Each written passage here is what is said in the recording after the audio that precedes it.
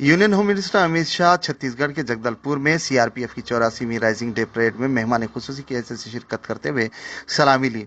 उन्होंने सीआरपीएफ के शोहदा को खिराज पेश किया। यूनियन होम मिनिस्टर ने तकरीर में सीआरपीएफ के खातून एहलकारों की बहादुरी और फिरासत की तारीफ की और कहा कि मुल्क की अवाम इन्हें सैल्यूट करती है।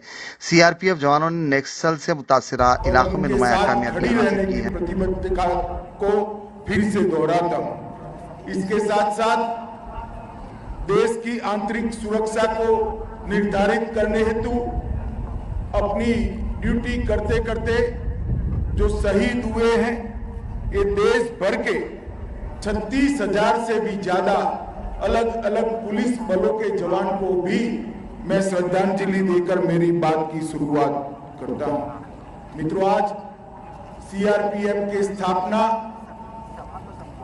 और वामपंथी उग्रवाद की समस्या की शुरुआत के बाद पहली बार मैं देश के गृह मंत्री नाते गर्व से कह रहा हूं कि पहली बार सीआरपीएफ का स्थापना दिन यहां छत्तीसगढ़ में बस्तर के अंदर हम मना रहे हैं। ये हमारे लिए बहुत आनंद और गर्व का विषय है। उस मौके पर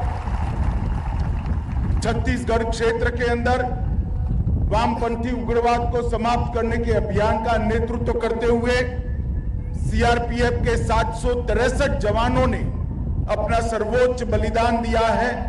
मैं वो सभी जवानों को मनपूर्वक श्रद्धांजलि देता हूं और उनके परिवारजनों को बताना चाहता हूं कि आज वामपंथी उग्रवाद के खिलाफ हमारी जो लड़ाई है, विजय के अंतिम पड़ाव पर जो खड़ी हुई दिखाई पड़ती है, इसकी नींव में आपके परिजनों के सर्वोच्च बलिदान का